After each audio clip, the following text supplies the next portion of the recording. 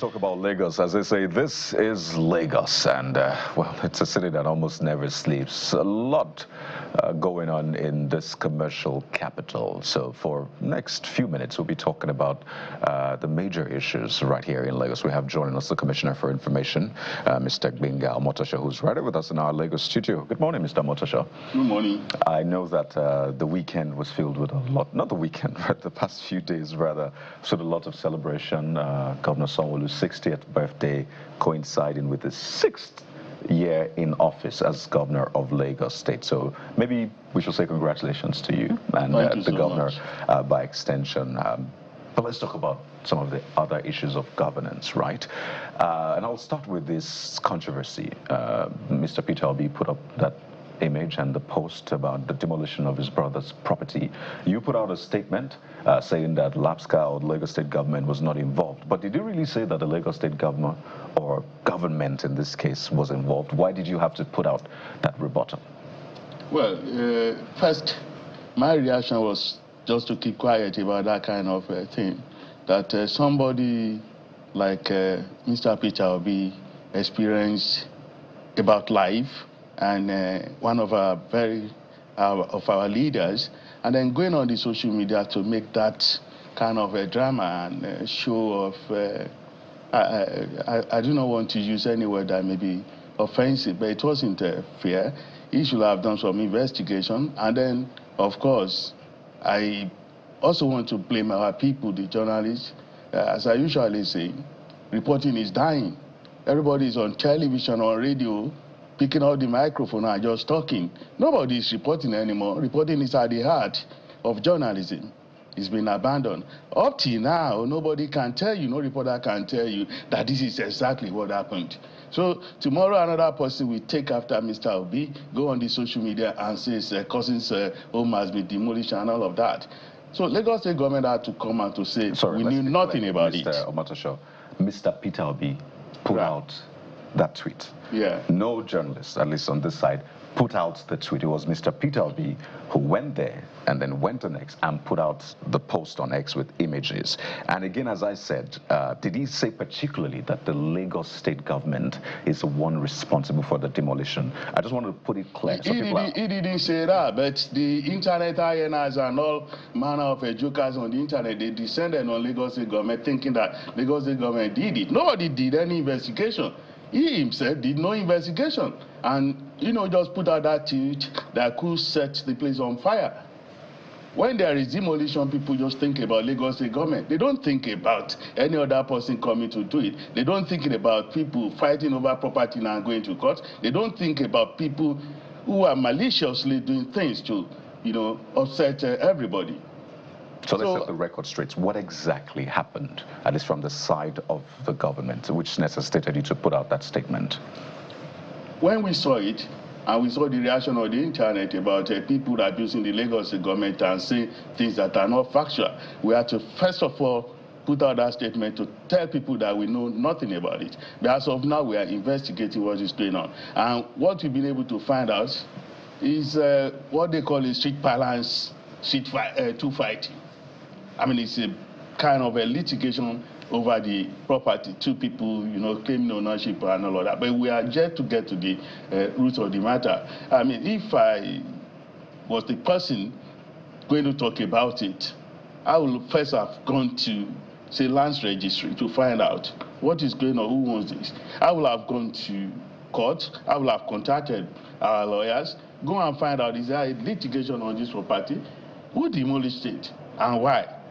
But nobody found out all of that. All we saw was a very respected man going on television. For the record, before we move away from this conversation on demolition of this particular property and talk to other issues, does any other person have a right to move equipment to go and demolish anything anywhere? I don't think so. I don't think so. And that is part of why the Lagos State government is investigating the matter to find out who did what and why. Okay. So maybe we should listen to this. In fact, before you do any demolition, you have to take permission. Right. So someone demolished it illegally without taking permission from government. Is that what you're saying? I think so. We don't have anybody asking us to give permission that he or she would like to demolish any property. Okay. So so we can have that proper balance, maybe we'll take a listen to what Mr. Peter Obi said as well, so we can lay all the facts on the table for our viewers this morning. So this is Mr. Peter Obi speaking about the events concerning his brother's property here in Lagos. How can you say a proper house that has been built up is owned by an unknown person? Can you see the rascality in this country? Can you see what is happening in this country? And you are talking about a foreign investor. Look at what local investor is investing. Look at what Nigerians have. Look at this rascality. So, Mr. Omotosho, he described it as rascality, local investors going through hell in Lagos in that sense. So maybe also speak to that angle of it to set the record straight, because investors are watching and they see things like this and they're thinking, okay. If you see the way investors are flooding Lagos, you will know that this kind of drama has no effect at all. And I tell you, if you check it out now from members of the diplomatic community, they tell you about thousands of people making enquiries they want to do business in Lagos, because Lagos has been able to advertise itself as the place to invest in.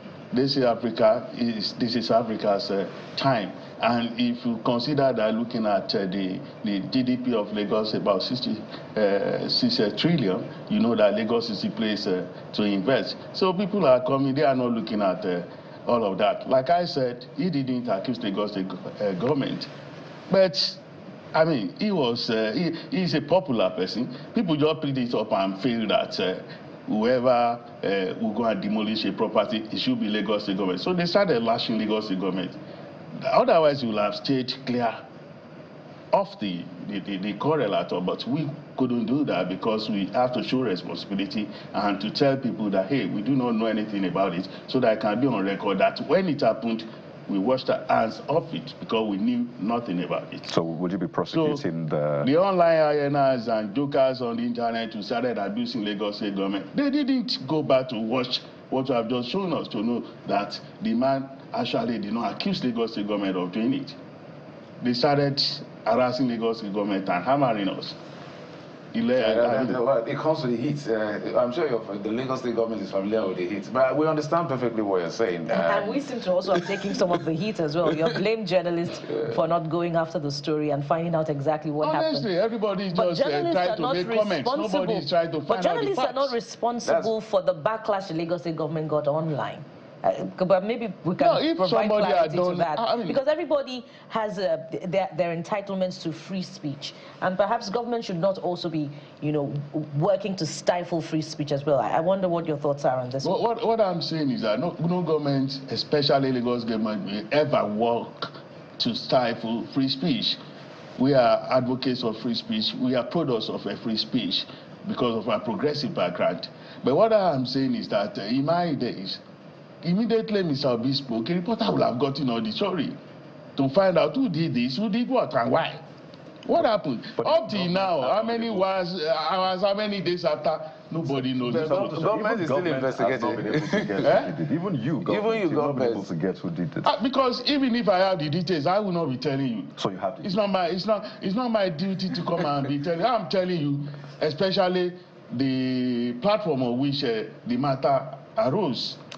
Oh, I see. But does government have the details? And people have been writing, reporters have been writing, quoting what Mr. Obi is saying, all these ways. That is not it. Why don't you just go? That's what we brought you. Go to land registry and find out. Go to the court and find out. Mr. Motosho, that's what we brought you here, so they can start quoting you from now. So they can start. No.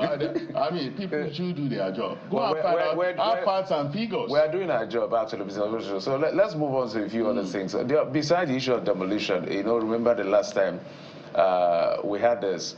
Someone who speaks, and one of the things that was raised was the fact that some of the buildings that are being demolished shouldn't have even come up in the first place. And he admitted to the fact that there's some blame game that you can share some blame to that effect in terms of government. But moving from that, the rains are here, and the flood has actually started. The flooding is a recurrent decimal. Before we talk about what the government has done for 6 years, let's talk about some of those problems.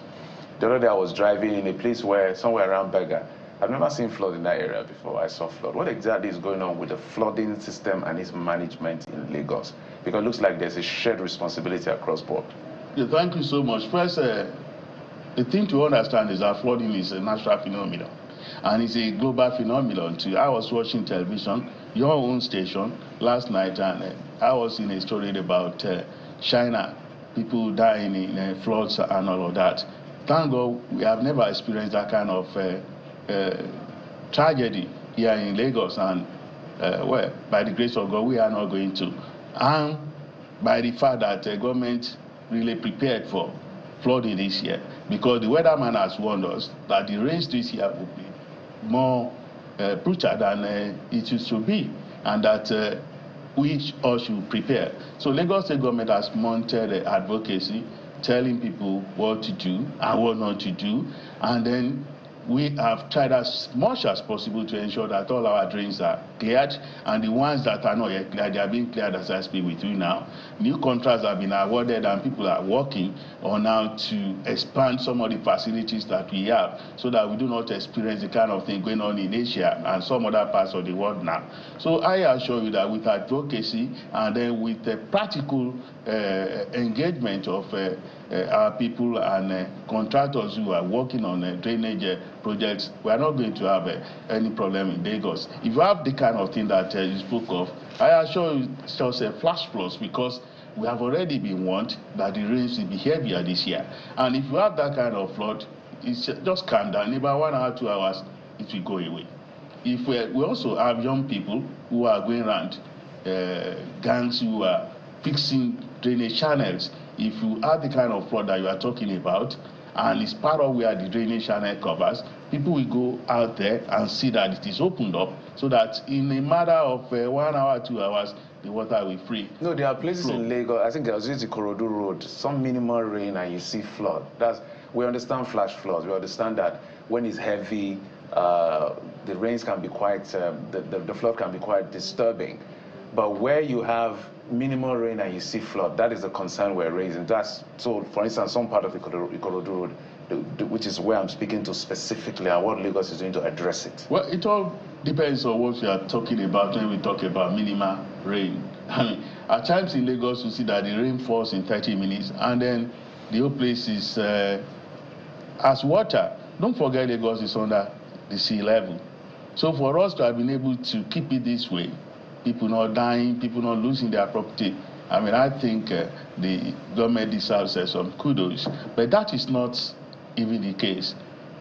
We have also to consider the human element.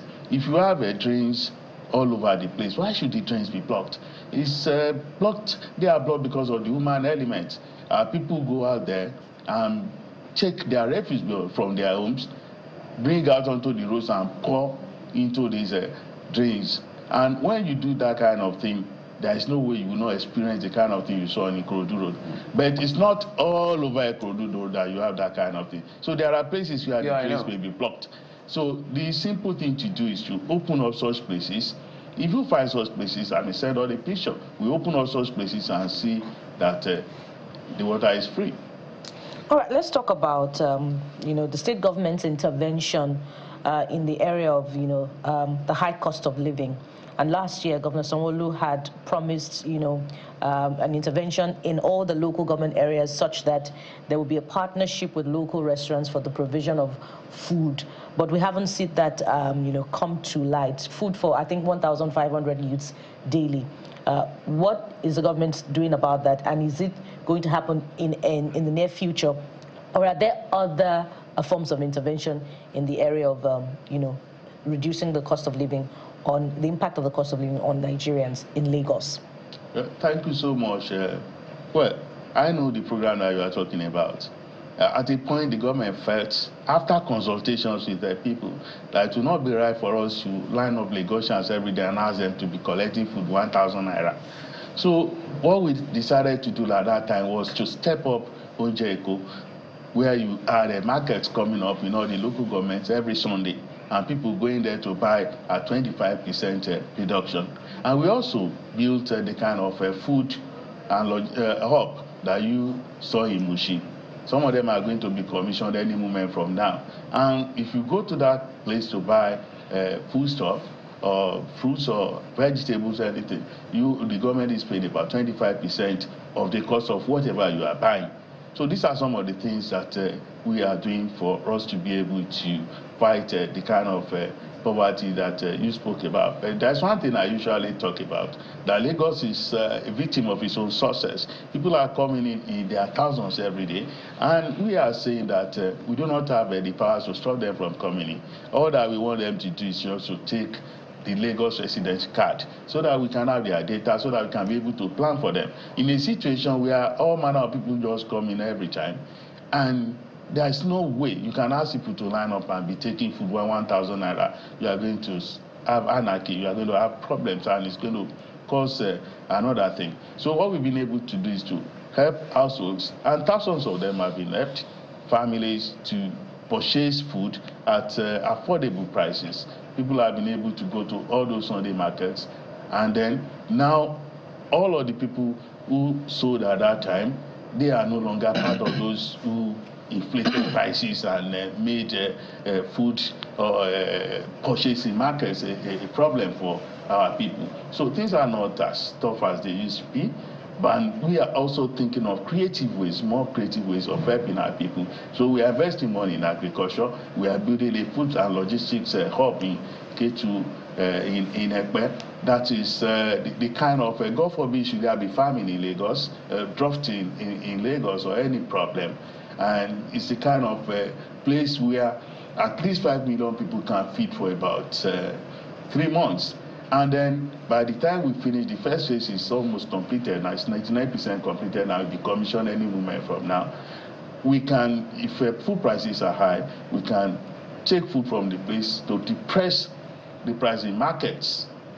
And the thing is that we have seen that all of the things that we are saying people should come and line up and be giving food 1,000 naira per meal, or even the onje eko that we were doing every Sunday, they are not things that are sustainable. These are things that were not planned for in the budget. But once we finish that food and logistics hub, which is going to be the biggest in sub-Saharan Africa, everybody is going to feel the effect. It's going to depress prices in the marketplace. And all of the waste that we are having today, we have them no more. Mr. Mososho, just let's add to this issue of food, accommodation, rent is expensive in Lagos. I know the Lagos State government is trying to do monthly, is it monthly now? Monthly rent payment.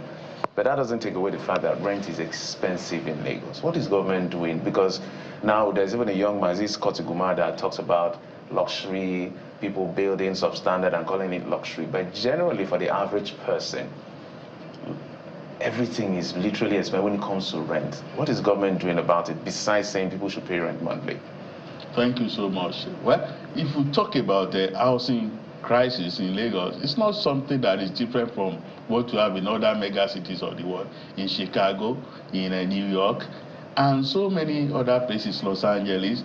And if you have a mega city like Lagos and people are coming in all of the time, there is no way it will not be expensive for people to find accommodation, because it's a matter of supply and demand. So that's the reality. That is the reality. Okay. That is what it is. It's a matter of demand and supply. Once demand is bigger than supply, there's no way prices will not go up. It's a simple economics. But that is not what the government is doing. Mr. Babajide Sanwo-Olu's administration as governor, in the past 6 years, we have built 23 housing estates, very beautiful modern housing estates, and part of them, majority of the people who are, we have what we call Lagos homes, where people can go in and then pay instrumentally to have a very nice homes. We built over 30,000 units now, and all of these places have reservation for people like civil servants and low-income earners. But like I said, there is no way we can accommodate everybody at the same time. But Lagos State government is doing a lot about it. We are trying to encourage our contractors to speed up work on so many of the housing projects that we are doing. And we are trying to encourage landlords not to increase their rents arbitrarily. A new law is coming out now. We have a law already, but it's being modified so that people do not just take the law into their hands and increase rent arbitrarily. So that is part of it. Once the bill is signed into law, all of us are going to see that landlords are going to be curbed. And we are not going to do it in a way that will discourage investment in that sector. Right, because so real estate is a big deal as well in Lagos. Real estate provides jobs, helps the economy as well. So it's a very tricky balance. But I want to just ask you pointedly, because government also gathers data in terms of prices, food, housing, and all of that, because that's what helps you to determine what kind of economic interventions you make. Is Lagos State real estate overpriced for you? Is Lagos State what? Real estate in Lagos State, is it overpriced for you from the data that government has? I do not think so, because we monitor trends in the world. Like I told you, Lagos is, comparing itself with some of the mega cities in the world, like places like New York, like Chicago, we monitor the rent, and if you look at Naira dollar value and prices of, equipment and inputs into housing, you know that, well, it's not really bad. But like I told you, everything that you do, once you are the foundation in law, there is no way poor people will suffer. So you don't think Lagos State real estate is overpriced? I do not think so when you compare with other climes. Yes. By other climes, they have lights, they have water, they don't provide any of these essentials for themselves. But you provide your own security, provide your own. That's what my colleague is trying to say. No, in all those places, you pay through your nose to have light, to have security. You can have everything that is good, but go and check your bank balance, no savings. Well, that's debatable, Mr. Motosho. In other climes, there's provision of potable water and other things, but in this part of the world, you do all of it. It's self-help. You drill your own borehole. But I'm more concerned about the instrument of compliance that is contained in this proposed legislation, because for all Lagosians care, it just may be a law, and there may be many millions of landlords who are not complying but are still going ahead to collect rent per year. There's no way landlords can be more than tenants.